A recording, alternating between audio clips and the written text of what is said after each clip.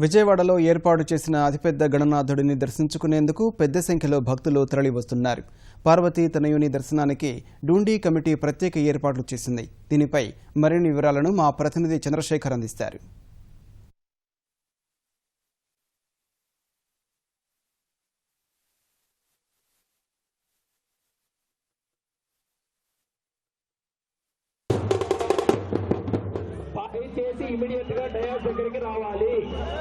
బయట రోడ్డు మీద చాలా మంది జనాలు ఆగిపోయినారు.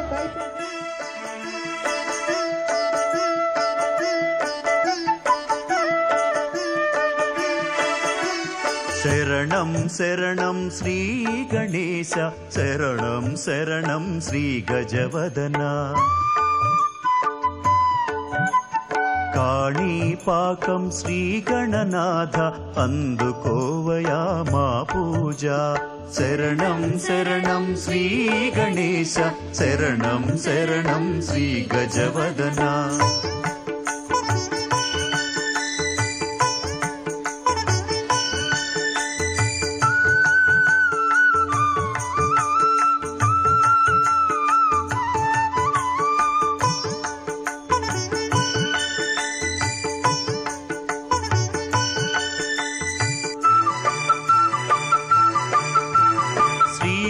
శుభకర గజవదన, విఘ్న వినాశక శుభచరణ.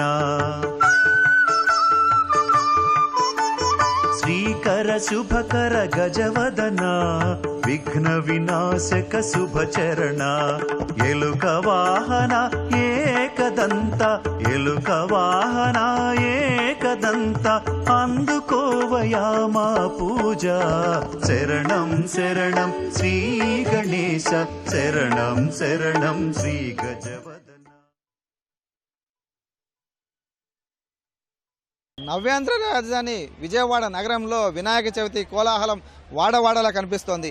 అన్ని వీధుల్లోనూ వినాయక విగ్రహాలు కొలువుతీయాయి. ప్రధానంగా విజయవాడ నగరంలోని ఘంటసాల సంగీత కళాశాల మైదానంలో ఏర్పాటు చేసినటువంటి భారీ గణనాథుడు ఈసారి ఉత్సవాల్లో ప్రత్యేక ఆకర్షణగా చెప్పుకోవాలి. డూండి గణేష్ సేవా సమితి ఆధ్వర్యంలో ఈ విగ్రహాన్ని ఏర్పాటు చేశారు. గత ఏడాది కూడా ఇక్కడ భారీ విగ్రహాన్ని ఏర్పాటు చేశారు. 63 అడుగుల విగ్రహాన్ని కిందటి ఏడాది ఏర్పాటు చేయగా ఈసారి ఆ ఎత్తును మరింతగా పెంచారు. 72 అడుగుల భారీ వినాయక ప్రతిమను ఈసారి ఏర్పాటు చేసి భక్తులను విశేషంగా ఆకట్టుకునేలా ఏర్పాటు చేయడం ప్రత్యేకించి చెప్పుకోవాలి. ఇక్కడ ఉదయం నుంచి కూడా ఒక కోలాహల భారితమైనటువంటి వాతావరణం మనకు కనిపిస్తోంది.